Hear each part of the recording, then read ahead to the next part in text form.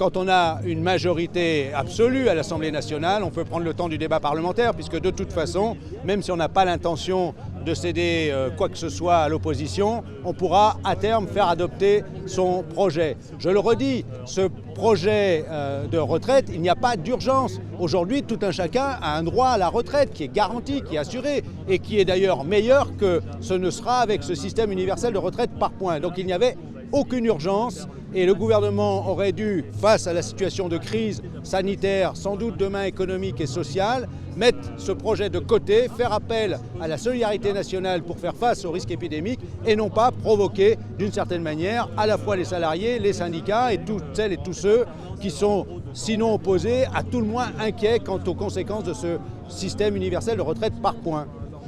Monsieur Verrier, vous attendiez à ce 49.3 ? On se doutait qu'à un moment ou à un autre, le gouvernement avait l'intention de recourir au 49.3.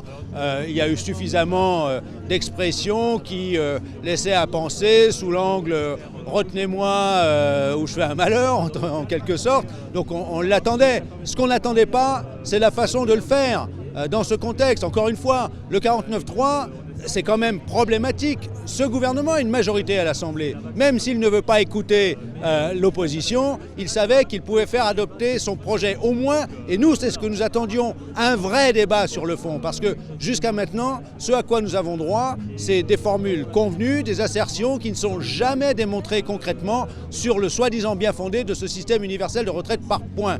Et plus les membres du gouvernement qui en ont la charge ou les députés de l'Assemblée de la majorité essayent d'expliquer ce projet de système universel de retraite par points, moins on y comprend quelque chose et plus on est inquiet quant à ses conséquences.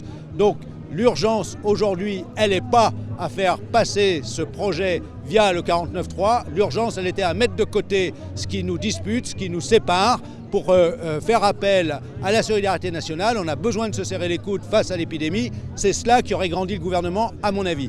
D'accord.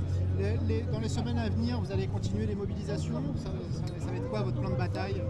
D'une manière ou d'une autre, on va faire en sorte de s'opposer à ce que voit le jour ce système universel de retraite par points, parce que nous sommes convaincus que c'est une erreur pour l'avenir, à la fois en termes de droit à la retraite, mais y compris, c'est une des thématiques importantes sur laquelle s'exprime Force ouvrière, du point de vue de l'organisation économique et sociale de ce pays. Le projet conduit à mettre ou à passer sous tutelle de l'État l'ensemble du système économique et social. Ça, c'est une grave erreur. C'est une grave erreur politique, c'est une grave erreur économique, c'est une grave erreur sociale.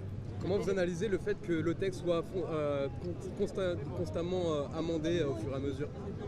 Je n'ai pas l'impression qu'il ait été beaucoup amendé jusqu'à maintenant. On nous dit qu'il y a eu beaucoup d'amendements. En tout cas, celui qui passe en 49.3 a été amendé. Oui, mais encore une fois, la majorité a suffisamment reproché que certains amendements étaient des amendements de forme qui n'avaient pas d'autre objectif que de ralentir le processus, pour nous dire qu'aujourd'hui le texte serait très largement amendé, alors que la réalité c'est que c'est des amendements à la marge. Donc pour vous, il y a une forme d'hypocrisie en réalité du gouvernement ? C'est pas de l'hypocrisie, il est convaincu du bien fondé de son projet.